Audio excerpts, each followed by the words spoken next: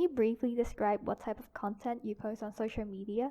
So there are mainly three types of medical contents that I would post online. The first type is some medical knowledge and health prevention topics, such as some vaccines and chronic disease awareness.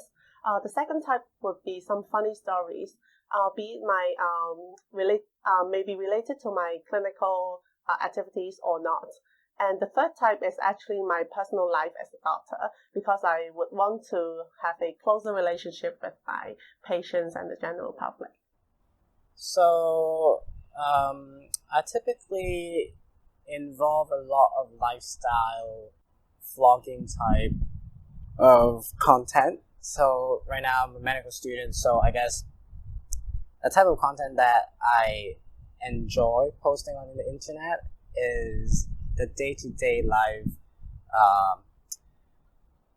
of being a medical student. All the happy moments, all the unhappy moments, even times when, maybe you feel nervous, anxious about an exam. The types of content that I post online are mainly for educational purpose. Most of the content are general health, basically like primary health care, because I was previously trained as a family medicine. So most of the content would be based on that. But definitely I do have a special interest in skin and also women's health. So I would tend more post more about those. So on social media, I mainly post on YouTube, and I post about my medical school life. So like vlogging and some of my personal life as well, but I tend to put more of medical school life. I started in 2019, and I first did it because I thought that there weren't much resources or information about HKU Med online, and I was just struggling to get the student insight about what they felt about the curriculum and any extracurricular activities. So I decided to make a YouTube channel about it. Well, to start with, in the beginning, I actually just post on social media about simple things, my feelings, my life. And then eventually I found that it's a very good platform to distribute some medical knowledges to general public, to my friends, to anyone. So then I start to talk a little bit more about my job, my career, and some basic medical knowledge for the public. Why do you decide to make online content that mainly centers around your identity as a doctor or a future doctor? So I think this goes back to previously when I wasn't a medical student.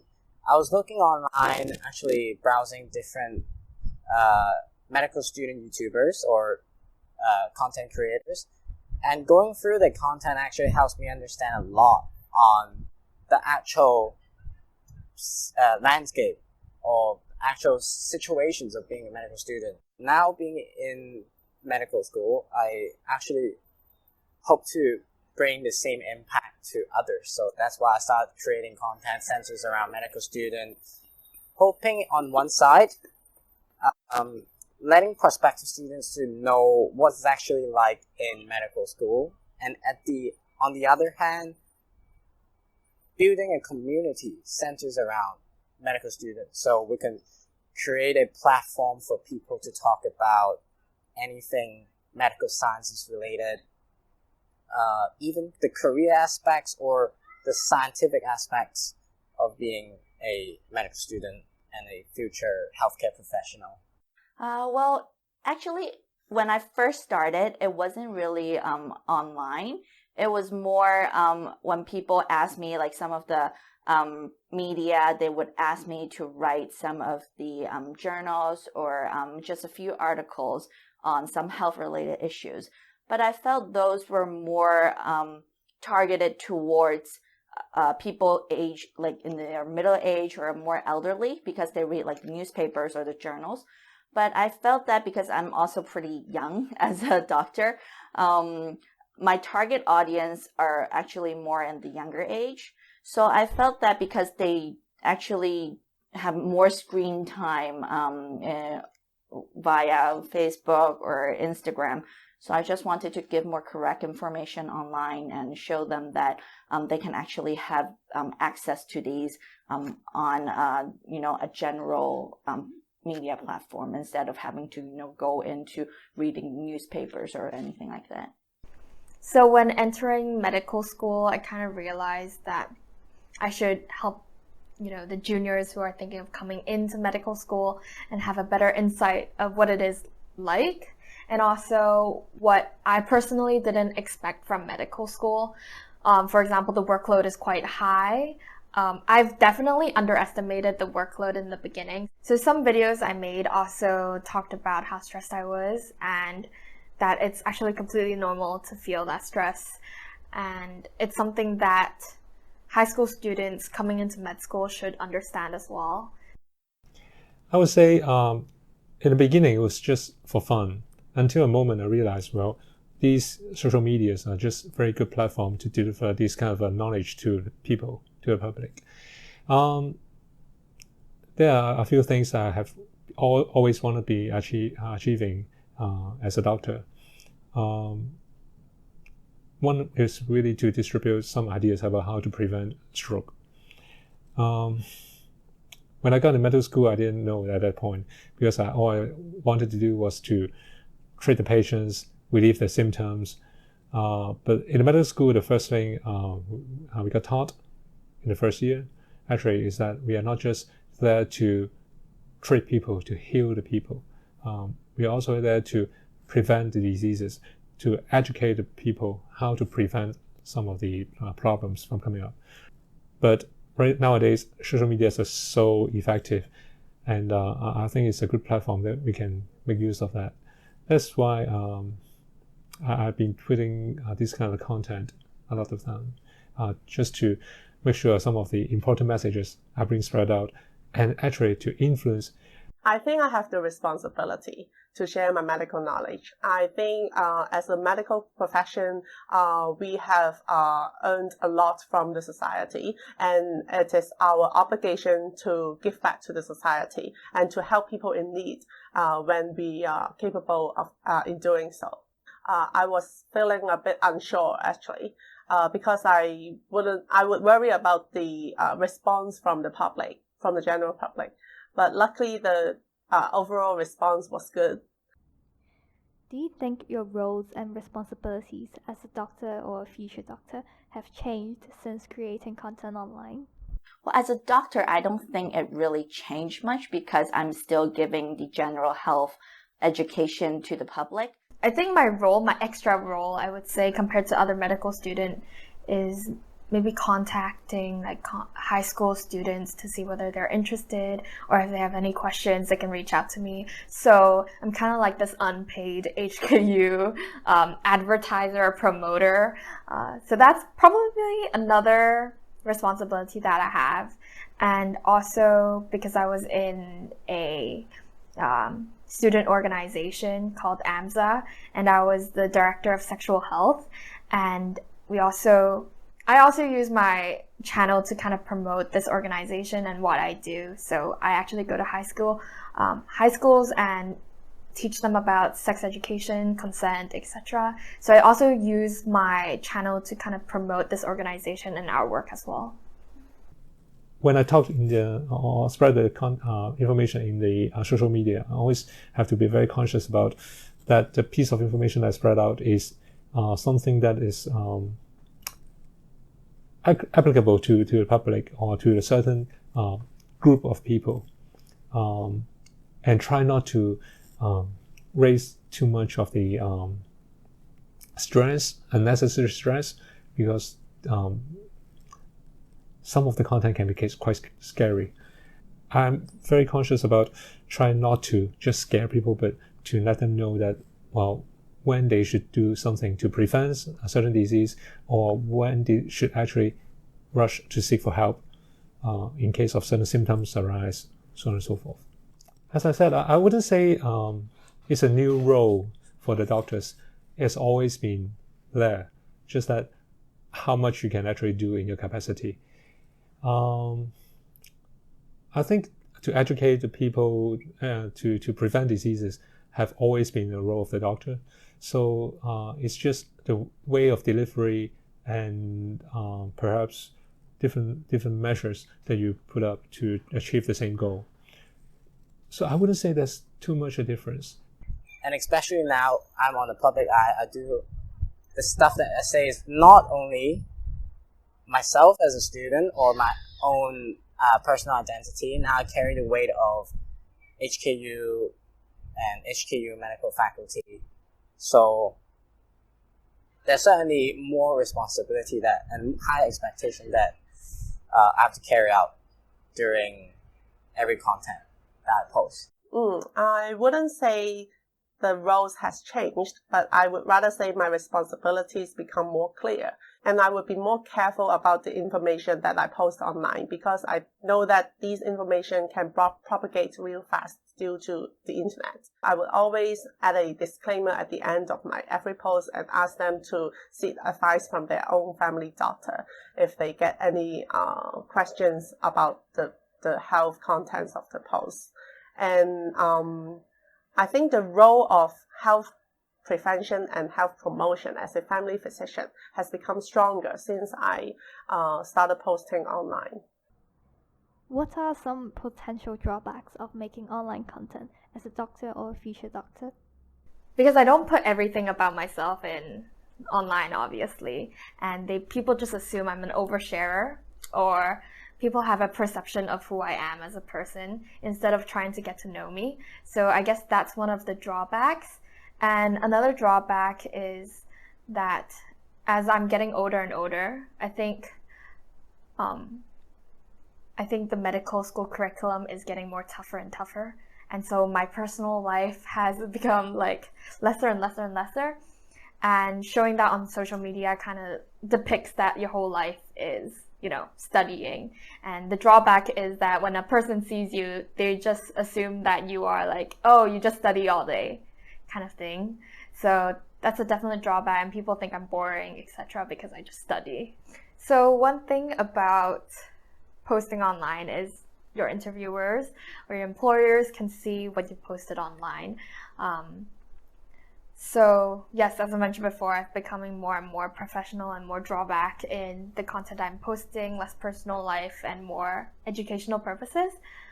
I think it's a concern, yes, but it shows my growth, and I hope employers can see how much I've grown in those 6 years and more like what realistic medical student life is. Well, I guess as a doctor, in any circumstances, be that just doctor-patient communication, you talk to the public, talking about this public information, there's always some stress. Because if you talk to a patient, just the tone of your conversation, just the package of information that you provide can have a lot of emotional stress to the patient. If you talk to the public, I try to provide as much information as possible in the simplest way. And so there is a stress related, but I wouldn't say that it's something very different from our daily job that we have to do, because as a doctor, one thing very valuable is to have that kind of a communication skills. One of the drawbacks is that I would worry that my audience get misinformation or they misinterpret what I say. And I would worry that my information would be stolen by the third party and propagate in a not so proper way to, for example, promote such a certain kind of products, because we all know that doctors should not promote products in Hong Kong. So I would be extremely careful about that. I think I don't feel a extra burden, but I would be very careful to adhere to the professional code of conduct that is set by our medical council. The information should be up to date, and they should be evidence-based, and they should be for the best interest of my patients. So a lot of criticisms actually was received on, doctor is a really high-paying job in Hong Kong. So people would presume that people going into medical school are only there for money. So I guess one of the drawbacks is, you actually get to receive these criticisms that I wouldn't otherwise have received. It's actually not so easy. I mean, for us, we didn't learn how to edit the stuff online. We didn't do video editing. We didn't learn all these. It's very time consuming, and I'm still trying to find time to do it because we have our family, we have our work, and apart from that, we have to spend a lot more time on doing all these stuff. I think the most difficult part is trying to stick to what the medical council allows. There are some of the brands that we need to avoid. We can't make any advertisement. We can only state the fact, and also we need to have our own judgment, say what's right and what's wrong. And sometimes if we get some negative comments on our page, we would need to know how to reply to it without having other people targeting us. But I think overall, it's a good thing to do. It's just that we need more support in order to help us, continue to do this journey. Do you think you would present yourself differently if you have received any monetary gains from posting online?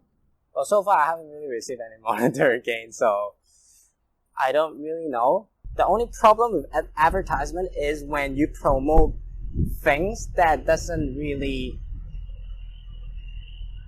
is not congruent to your own identity or your own integrity. Let's say if some company want you to say something that is completely not scientific, not evidence-based, then probably I won't do it.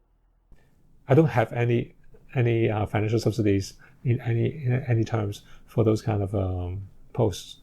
Secondly, if I was given one, I probably have to reject it because the purpose for me to put all these things up to the public is not for any money gains, and I'm not trying to influence people to go for a certain, I would say, product or service.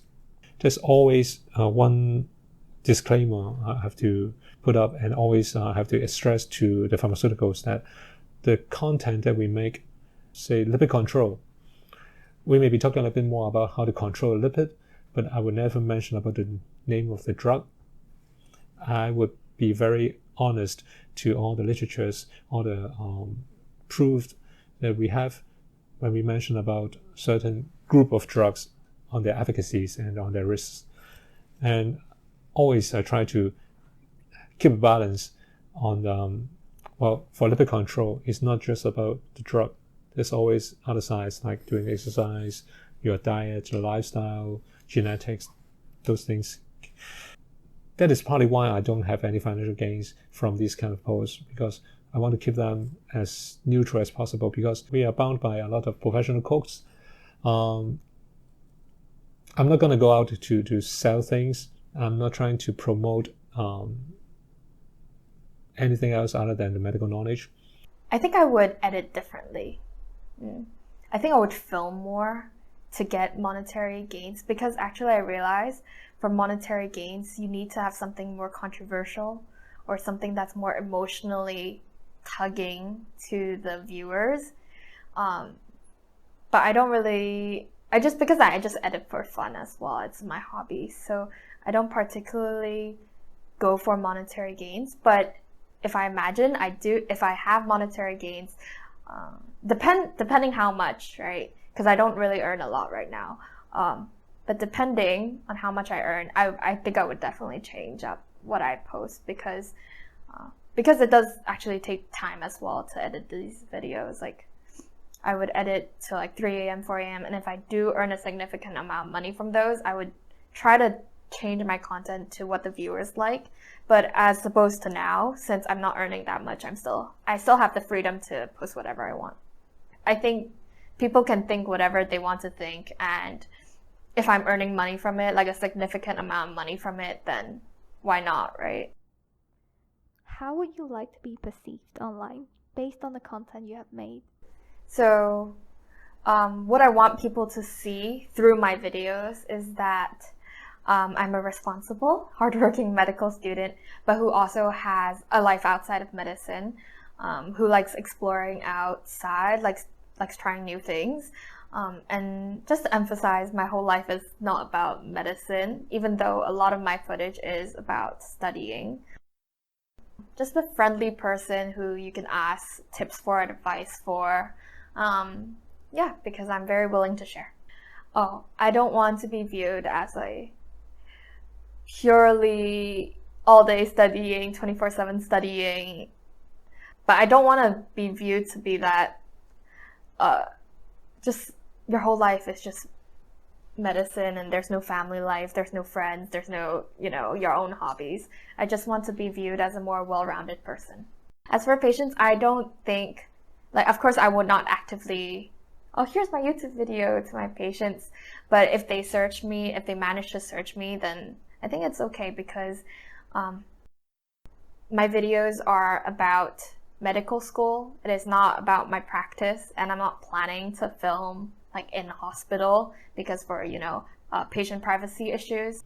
Because I found that not many people actually had a good idea about what we neurosurgeons are doing, except from the TV drama, which is a lot of time not certainly real and very exaggerated. So give them a better idea of what we are really doing. And then eventually I put up a little bit more about some of my thoughts and feelings for some life situations, some very I would say memorable events of my career. I also want to share with people, so that some of my feelings and understandings about being a doctor, being a person, can also better be shared. I would like to be perceived as a health promoter, and someone who advocates health and someone who advocates disease prevention. And I think I'm far from that goal, and I'll work harder towards that dream. I hope that people will portray me as a doctor who has these special interests, and they would like to come and find me to talk about, about anti-aging and longevity. I think right now the narrative or the public perception of a doctor from the public eye is very professional. When I created this channel, I actually want to bring the other side of healthcare professional to the platform. Instead, I want to bring the more human side, maybe the ups and downs of being a doctor, because it's a very stressful job, and even in the medical student career, the journey of studying is very stressful too. I want to be authentic. I'm a big fan of showing both sides of the story, the happy side, the sad side. Want people to understand the full picture instead of just painting a certain narrative. Do you enjoy being a medical content creator? The best moment, I would say, of course, growing with other people who are also starting this journey, and we're creating a strong bond together. And I think this is something that the new generation doctors are starting. I do hope that in the future I can be an influencer, so I would be able to promote more health awareness to them, and that is my definite goal. One special moment to me so far is when I was interviewing others on the white coat ceremony. At the time, I didn't really know what that means. I'd been through it. But I think it is through interviewing others, learning about the emotions on the white coat ceremony, I found out that people actually have the same sentiment. At the time, they didn't really understand the meaning behind the white coat, but it is only through this process that I learn more about it and think deeply and again being more reflective on that experience. So I think that's pretty special. Yeah, so I do feel proud, but I also feel a little step back, be like, oh, I need to kind of limit myself to being too real and too personal on camera. I think in year 1 and year 2, I still do openly talk about my emotions on camera, but nowadays I don't really, because I want to show more professionalism, because I can't just complain and rant 24/7. It's like, oh my god, I have so much work to do. And I think looking back at the videos, like my year 1 and year 2 videos, even though sometimes it's a bit like, oh, what am I doing here? It's like, oh, I've grown kind of feeling as well. So I do want to, when I graduate, look back at all these videos and make a collage and kind of feel proud of myself. Overall, I do enjoy it. I think the happiest moment would be receiving some thank you words from my audience. Some audience would really feel thankful for me, and they really send messages to me. Then I feel that I have helped someone. And I think it's something that is meaningful to do. And I think this is the right direction to go, because for the younger generation, I don't think they read newspapers anymore. So the correct way of reaching out to them, be it spreading health information or be it health promotion, I think is using the social media. I think I feel quite grateful during my journey, because I had some really good opportunities, such as the reaching out from the editor from internet. I think I'm far from success at this point, but in the future I would work harder with my team, and also work harder in my own profession to live up to the standard of profession that the general public is looking up to.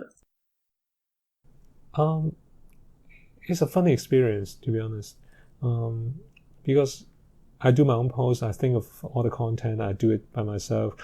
Sometimes it's something really burning, a message I really want to bring across. Recently, I have a case, a young chap who had a massage and then got a blindness, potential a stroke. Actually got a vessel dissection. He damaged the carotid artery on the neck. I thought, well, going for a massage is something that so many people would do. Having a neck injury of certain kind is so common, but not many of them would think of, well, in case of certain kind of symptoms that actually come up, that he may actually be having a high risk of a stroke that may have permanent disabilities. So I thought it's a good idea to put it up so that I can educate them about some of the symptoms they need to be aware of, and so that, well, in case they have that kind of symptoms, they get prompt treatment. In fact, putting up contents like that on different occasions kind of remind myself what is as a layman, to think as a layman, well, what they would be really concerned about their own health.